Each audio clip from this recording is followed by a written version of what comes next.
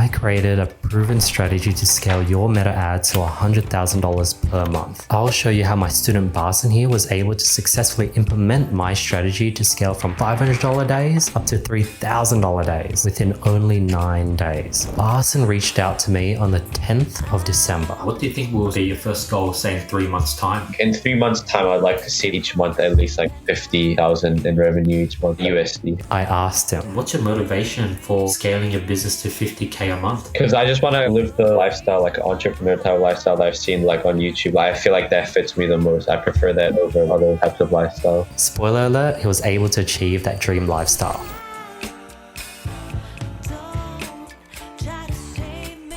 I asked Barson, Is this business something that you're doing on your own? My mom, she knows a bit about job shipping, so she helps me with it. so I offered Barson to have her join the meeting. Yeah, sure. I'll ask her right I now. was grateful that I asked because I was able to get to know his mother. I have my mom here as well. Hi Andy. Hello, how are you? Good, how are you doing? I'm good, thank you. I was just watching your video the day of the life of the dropshipper. Oh, that's awesome. Thank you so much for supporting the channel. Sure, no worries. Not only that, but I was able to learn about her situation. Because I have 2 children to take care of, I'm putting some money. And are you currently working, Barson's mother? I'm an artist, so a bit hard now. Here was where Barson was at. Tell me a bit about your journey so far. So I started drop shipping 4 or 5 months ago. I don't have like a set system, what products to test or what testing strategy. So I ran through 25 products at least. I might have found a winner, but I didn't really know what to do with it. I started testing it a week ago. So the revenue is 2,286. From that, I spent 1,000 on Facebook ads and cost of goods 900. So that leaves me with $379 profit. Here's what Barson tried on his own. Because like I created like a top 5 CBO and I spent $100, no sales. And then I also duplicated a winning interest 10 times for $10 each. So that was $100. That went like almost $100, no sales. So that was like a waste of $200 basically. He had the common first time scaling issues that most novice e-com store owners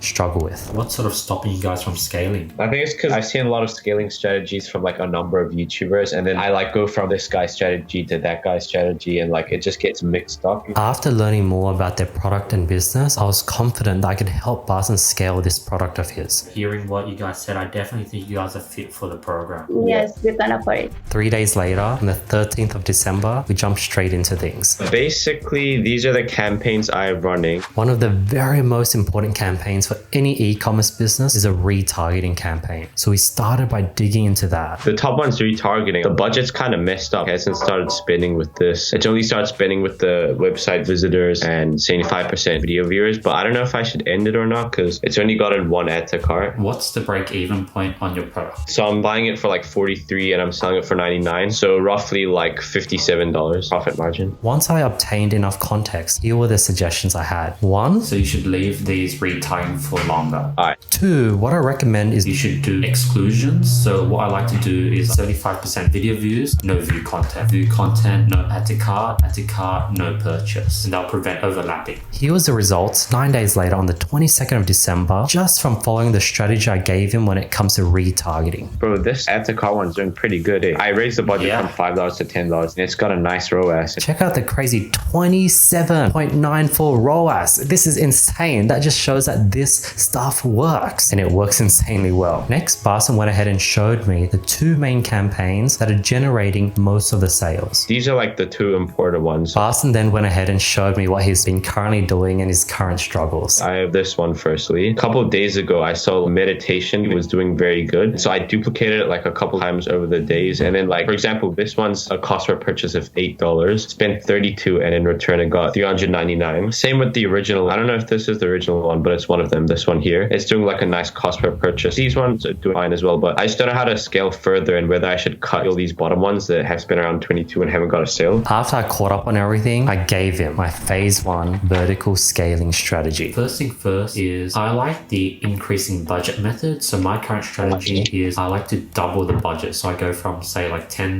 to $20 to $40 to like $80, $150, and then like $250. And then once I hit $250, then do I start duplicating. I would duplicate 250 three times at 500, and I'll find the best working $500 one, duplicate that 3 times at 1,500 each. And that seems to do much better than duplicating one ad set many times. Yeah, exactly. It gets kind of messy as well. Correct. It gets very messy. When you said, like, for example, I duplicate this to $20, when would I duplicate it to $40? You would let it run for probably another 2 to 3 days. If it's getting consistent sales at $20 budget, so one sale every single day, then I'll duplicate it again. All right, that sounds great. So it's very slow and steady, but you're doing it with tons of ad sets. So here was action items I gave to Barson for him to implement my phase 1 vertical scaling strategy. So what I do is any ad set with more than 3 purchases, I double the budget. So I'll go from 10 to 20. So for the first 2 only. So double the budget for the first 2? Yeah, which has 4 purchases each. And then once this one eventually gets 3, I'll just double it? Correct. Just in case that wasn't clear enough, here's another live example of us showing you again how to implement the vertical scaling strategy to another campaign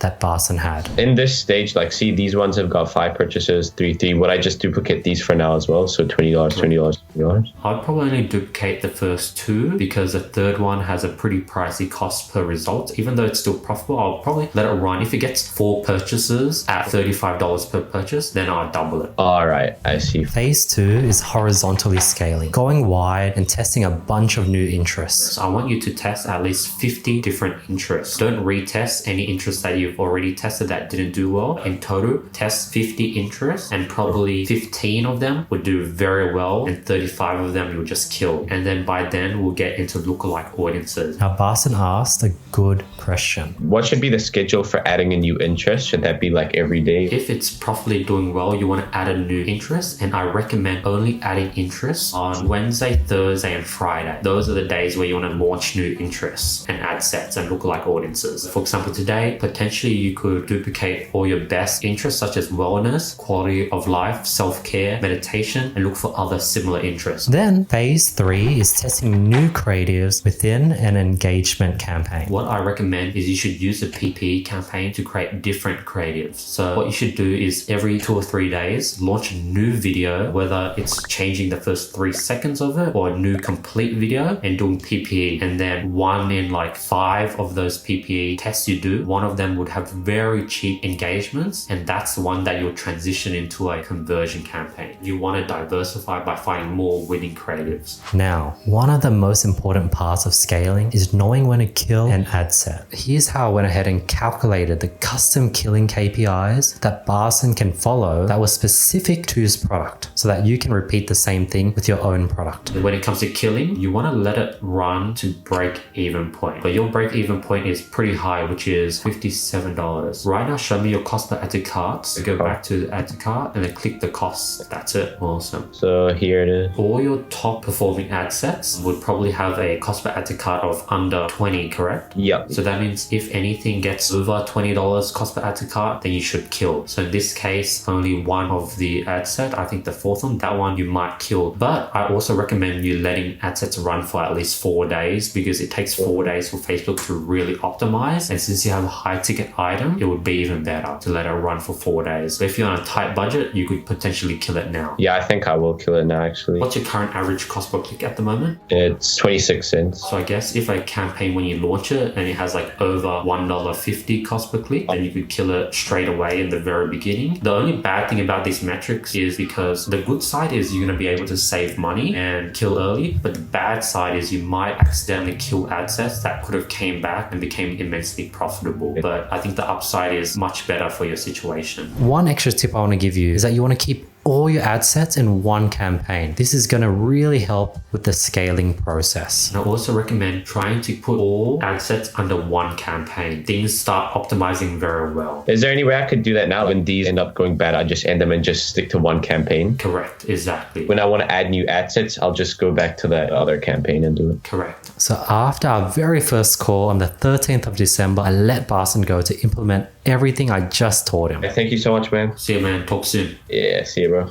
Bye. Then 6 days later, on the 19th of December. Congratulations on your first $1,000 day, man. Yeah, man, it was sick. And then yesterday I also hit another $1,000 day. Dude, this is amazing. Yeah, bro, it's doing good. Like, I'm pretty happy with it. Let's help you scale it out. Lots of potential here. As you can see, from the 1st of December to the 13th of December, before Barson implemented the strategies I gave to him, he was stuck at that $500 a day mark. And after chatting and working together, Barson was able to instantly scale to $1,000 plus days. Here was the results from the phase 1 vertical scaling strategy. I started duplicating them as you said with the criteria. And yeah, I mean, it's been going pretty good, I guess. Beautiful. And here were the results from the phase 2 horizontal scaling strategy. I've been testing interest as well. I've stood to the thing how we said $20 for a cost per add to cart, then just kill it because that's just too much. Yeah. I basically just been testing a lot of interest. Almost 50, I think. Perfect. Barson was now ready for phase 4 of scaling. Lookalike audiences. We're going to be starting with 95% video views lookalike audiences. So let me show you how to exactly do that. 1.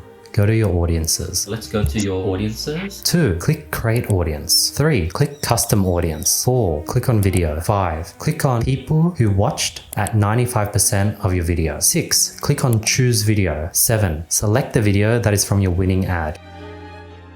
8. Click confirm. 9. Put in past 365 days. Do 365 days. 10. Name it your product name. Dash 95% view dash 365 days. 11. Click create audience. And then create audience. 12. Click create audience again. 13. This time you'll click lookalike audience. 14. Add in the audience that we just created. You could add in the audience. So search it up. 15. Select all countries. Select all countries. 16. Number of lookalike audiences. Put it at 6. And we'll repeat this process by putting it at 4. And we basically want to go 0 to 1, 1 to 2, 2 to 3, all the way up to 9 to 10. And we want to have 10 lookalike audiences. 17. Click create audience. And then now go ahead and create audience. Now you might bump into this error message. Yeah, see what I mean? Like, this part's kind of weird. But it's okay. Redo steps from 12 to 17 in 24 hours once that custom audience that we just created populates. Perfect. So what you want to do is you actually want to wait for the audience to populate, and then you should get like, say, 10,000 95% views, and you shouldn't have a problem. It'll take an hour or 2 to populate. It's this one, It'll just take a while to pop. All right. Then you want to repeat this process for view content. So basically, should I just do the view content now as well? Yep. Are you sending them to your home page or directly to the product page? It's a general store, so product page. Then you could do view content. You do view content, do past 180 days. Now you go ahead and go to your product page. So it's actually more powerful if you go to Shopify backend and then go to this product in your products. This one? Yep. And then copy that code in the URL, that number. This? Yep. Go back to the custom audience, click that drop down from URL and select content ID and put in that. Oh, cool. And then now you can name it product name dash view content dash 180 days. Just so you have more clarity, here's what it will look like once the audience populates. On audiences, it took 2 or 3 days. As you can see, there's 14,000, 95% video views, there's 7,000 view contents. So once the custom audience populates, you can then create the lookalike audience from that custom audience, and you want to let that populate as well. Then you'll be ready to launch it to your main campaign. Do 0 to 1, 1 to 2, 2 to 3, all the way up to 9 to 10%. You would have 10 ad sets, all worldwide. You might want to test IG mobile and Facebook only just for the beginning. Then you want to have them at $10 a day. If you have enough budget, you could be a bit more risky and do $20 per day. And that's the next phase of scaling. Now, when it comes to lookalike audiences, what is the budget you want to set? When should you kill? Should I do the same thing if it spends $20 with no add to cart, or like the cost per add to cart's like $20 or above, cut it, and then same duplication process, like 3 sales, duplicate it? Exactly. Keep to the same scaling process and the killing process. Only duplicate the budgets rather than doing the duplicating of the ad set. Only edit the budget. Lastly, one thing I've never seen anyone do is teach people how to organize and name all your ad sets, especially while you're scaling, because you're going to have hundreds of ad sets. And if you don't have a system to organize it all, you're going to struggle.